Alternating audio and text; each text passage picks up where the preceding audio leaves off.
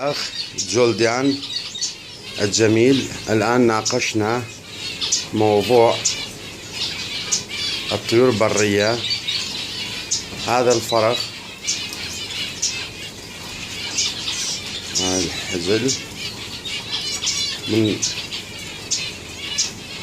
أحد أو إنتاج أحد الطيور في مشاة، وهسه الفرق اعتمد على نفسه.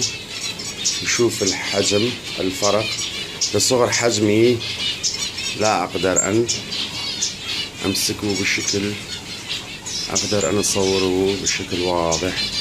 والآن هاي هسه أدخل المطير. هاي الزيبرا وهاي الفرق. هذا هو الفرق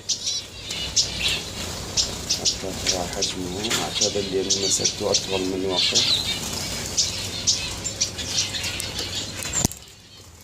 هذا هو الفرق.